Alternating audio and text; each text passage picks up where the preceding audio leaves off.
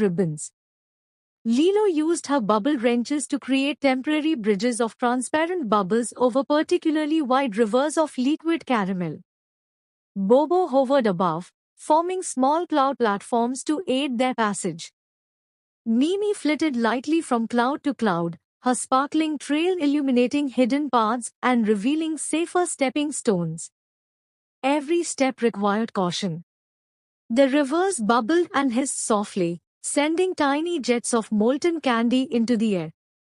The friends had to time their movements carefully, hopping and sliding in a synchronized rhythm to avoid slipping or sinking into the sticky streams. Despite the dangers, they couldn't help but marvel at the beauty surrounding them. The flowing candy shimmered under the sunlight, reflecting rainbows across the sky.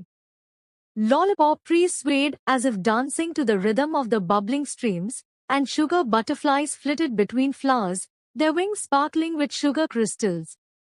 Even the air seemed alive, vibrating with the soft hum of magic.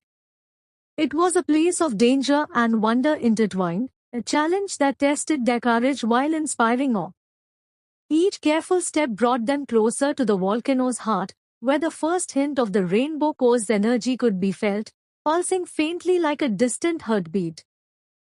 Finally, the friends reached the base of Candy Volcano, where the air was warm and fragrant, tinged with the scent of sugar and chocolate.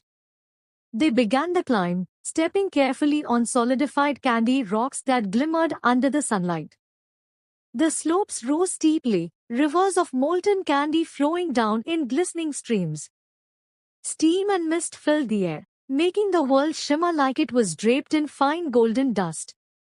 The volcano was alive. Small candy golems, shaped like chocolate bricks with glowing eyes, moved slowly along the slopes, tending to the molten rivers. They were harmless if approached respectfully but could become a challenge if the friends misstepped.